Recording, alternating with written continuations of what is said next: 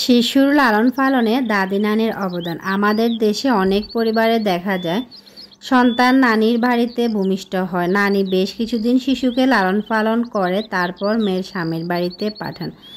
আবার যারা নিজ মায়ের বাড়িতে না যান তাদের শিশুকে দাদি প্রাথমিক লালন পালন করেন। এক্ষেত্রে দাদি নানির অবদান অনেক, যার কোনো তুলনা হয় না। সাধারণত দাদি নানিরা বয়স্ক হওয়ার কারণে তাদের মধ্যে আধুনিক জ্ঞানের সীমাবদ্ধতা থাকে। এছাড়া তাদের মধ্যে থাকে আমাদের দেশের প্রচলিত কিছু কুসংস্কার। আবার অনেকেরই আধুনিক মেডিকেল সায়েন্স সম্বন্ধে ধারণা থাকে না, যার কারণে তারা তাদের পূর্ব অভিজ্ঞতার আলোকে শিশু লালন পালন করেন। শিশুর এই লালন পালনের ক্ষেত্রে তাদের কিছু ভুল ত্রুটি থাকতে পারে, যা মেডিকেল সায়েন্স অনুমোদন করে না বা ইসলামও অনুমোদন করে না। তাই আগে থাকতে এই বিষয়ে শিশুর মা এবং বাবা দুজনেই পড়ালেখা করে সঠিক জ্ঞান অর্জন করে নিতে হবে। মা বা শাশুড়ি কোনো ভুল উপায়ে শিশুর পরিচর্যা করলে তাকে সুন্দর করে বুঝিয়ে বলতে হবে, তিনি যেন মনে কোনো কষ্ট না পান। মনে রাখতে হবে এই মা বা শাশুড়ি কিন্তু আমাদের শিশুকালে লালন পালন করে বড় করেছেন। যুগের পরিবর্তনের সাথে সাথে অনেক কিছু আবিষ্কার হয়েছে যা আগের মানুষেরা জানতো না। তাদেরকে সুন্দরভাবে জানাতে হবে ইসলাম কুসংস্কার অনুমোদন করে না।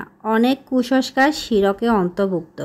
দাদি নানিরা শিশুকে অনেক সময় ভুল ইসলামিক শিক্ষা দেন, সে বিষয়ে আমাদের সতর্ক থাকতে হবে। তবে তাদের সাথে কোনো প্রকার খারাপ আচরণ করা যাবে না, যাতে তারা মনে কষ্ট পান, কারণ তারা শিশুকে খুবই ভালোবাসেন এবং তাদের ভালোবাসার অংশ হিসেবেই তারা শিশুকে লালন পালন করেন।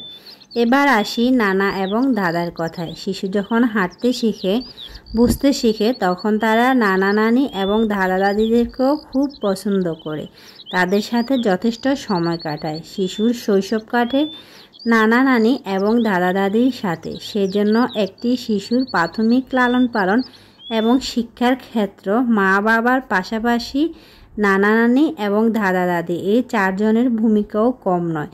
তাই মা বাবার পাশাপাশি নানা নানি এবং দাদা দাদিরও সঠিক জ্ঞান অর্জন এবং সঠিক ইসলামিক শিক্ষার প্রয়োজন। এজন্য আমরা তাদেরকে ভিডিও, ডকুমেন্টারি এবং লেকচার দেখাতে পারি এবং শোনাতে পারি। যারা ধৈর্য সহকারে বই পড়তে পারেন তাদেরকে এই বিষয়ে নানা রকম বইও কিনে দিতে পারি। তাদের সাথে শিশুকে নানা বিষয়ে আলাপ আলোচনা করাতে পারি। তবে আমাদের নিজেদেরই যদি সঠিক ইসলামিক জ্ঞান না থাকে তাহলে কিভাবে বুঝবো কোনটি সঠিক আর কোনটি সঠিক নয়? তাই নানা দাদার পাশাপাশি নিজেদেরকেও সঠিক ইসলামিক জ্ঞান অর্জন করতে হবে। ভিডিও ভালো লাগলে লাইক, কমেন্ট, শেয়ার করবেন, সাবস্ক্রাইব করে চ্যানেলের পাশে থাকবেন। আর যদি ফেসবুক পেজ থেকে দেখে থাকেন অবশ্যই পেজটাকে ফলো দিয়ে রাখবেন। আজকের মতো এখানে বিদায় নিচ্ছি। দেখা হবে এরকম আরও অন্য কোনো ভিডিও নিয়ে। আল্লাহ হাফেজ।